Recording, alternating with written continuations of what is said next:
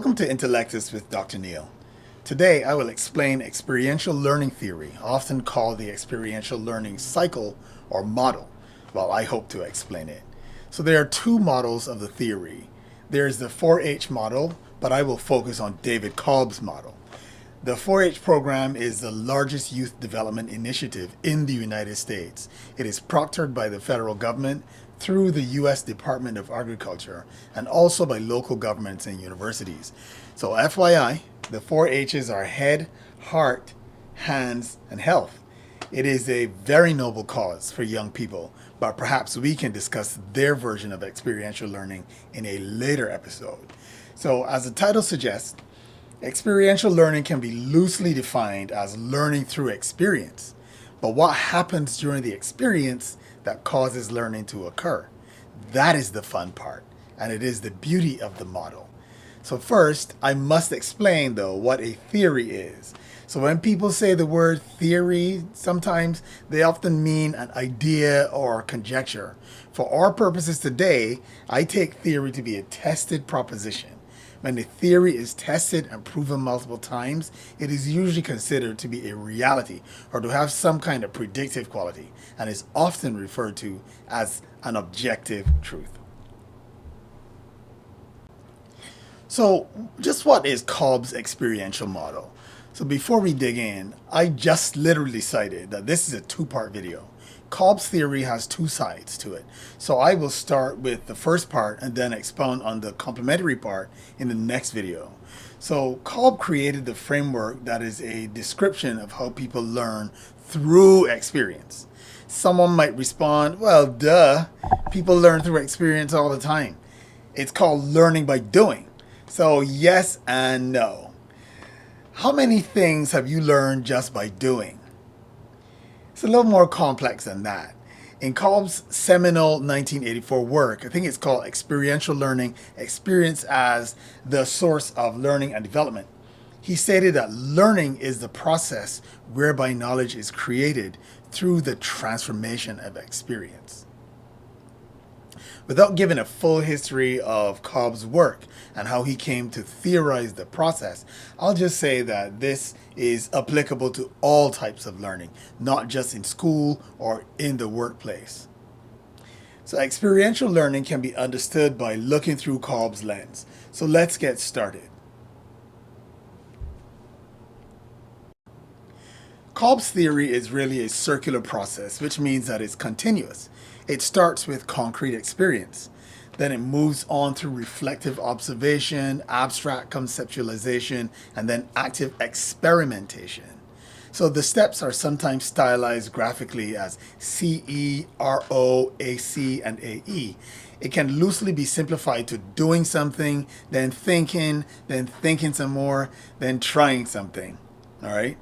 Perhaps that's how you can explain experiential learning to your 3-year-old son or baby sister.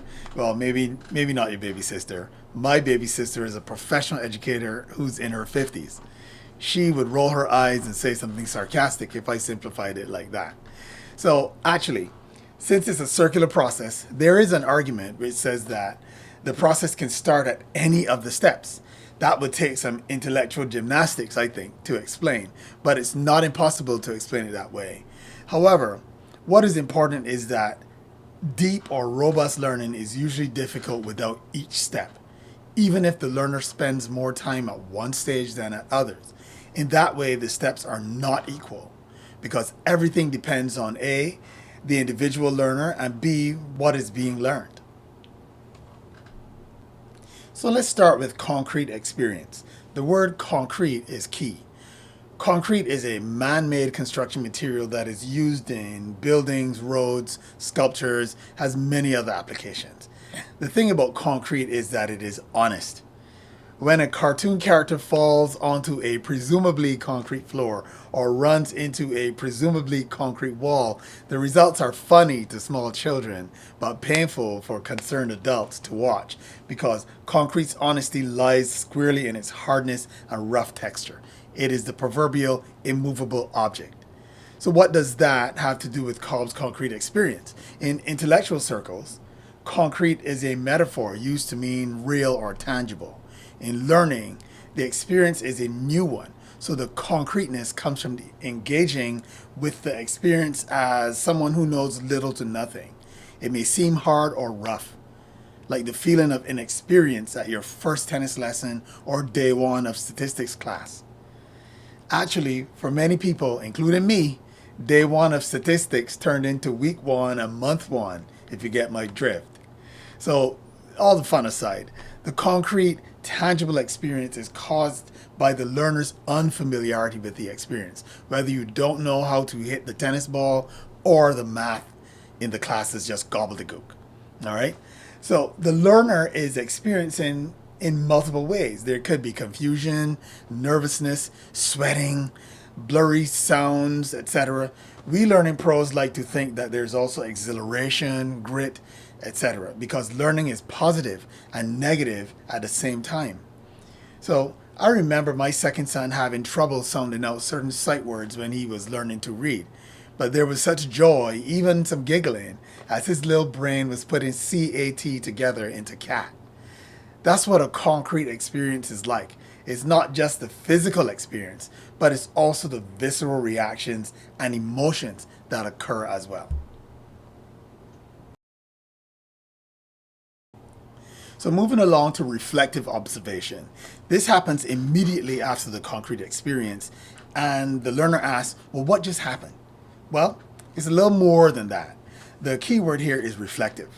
If you look into a mirror, for example, or a pool of water, the light hits the surface and does some somersaults, and you see yourself, right?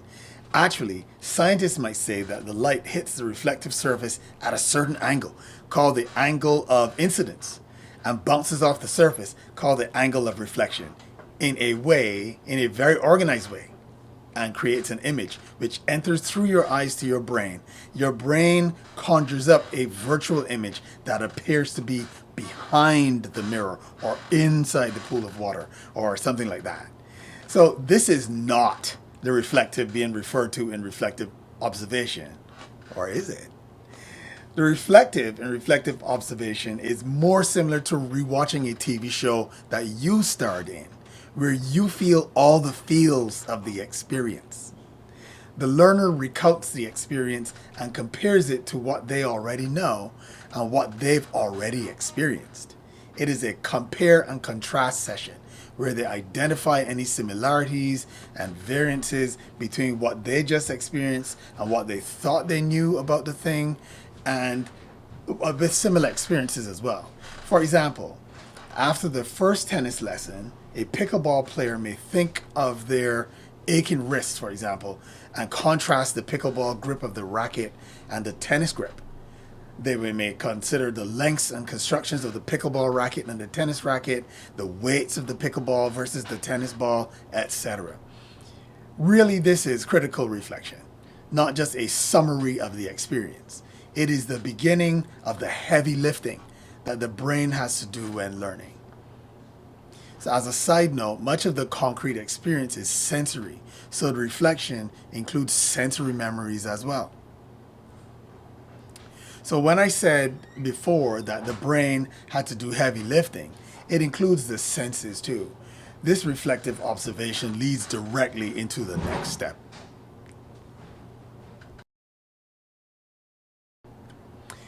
Abstract conceptualization sounds really complicated, but it really is not. This is the stage when we ideate. We make additions or subtractions, plan, etc. This is when the testable conjectures and hypotheses start to form. Why is it called abstract, you ask? Great question. The main reason is that it is the opposite of concrete experience. It is not a real or tangible thing. But that does not minimize the abstract conceptualization at all. Imagine Albert Einstein's reflective observation after reading and hearing about Sir Isaac Newton's mathematical calculations of the laws of universal gravitation.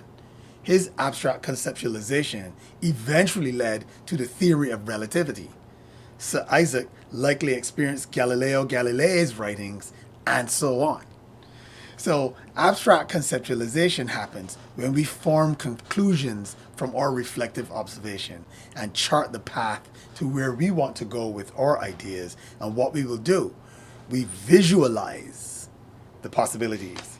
That pickleball player who's learning tennis is planning how to hold the tennis racket, how to move on the court, how to strike the ball, etc. It's a different kind of brain heavy lifting.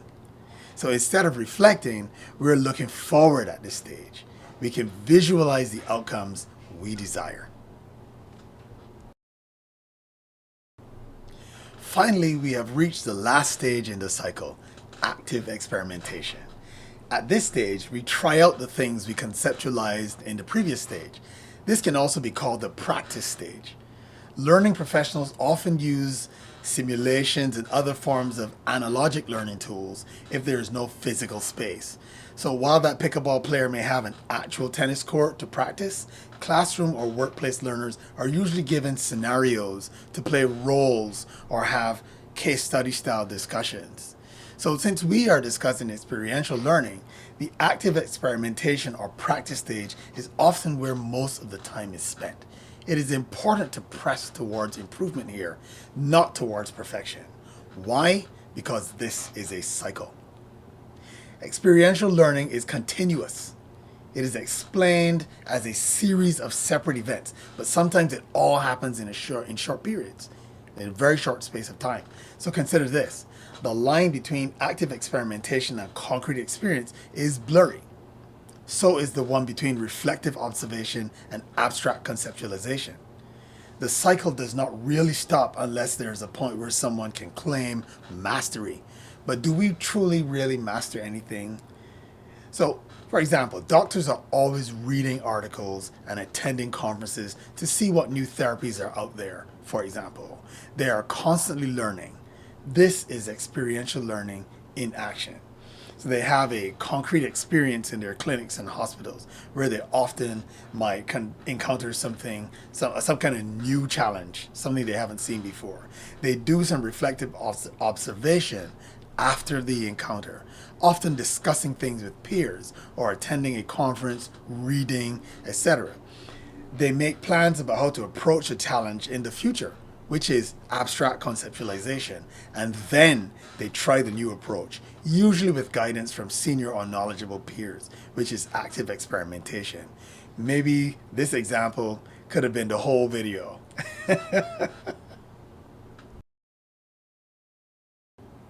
So, quick recap. The experiential learning cycle can loosely be defined as learning through experience. It is made up of 4 stages, which are concrete experience, reflective observation, abstract conceptualization, and active experimentation.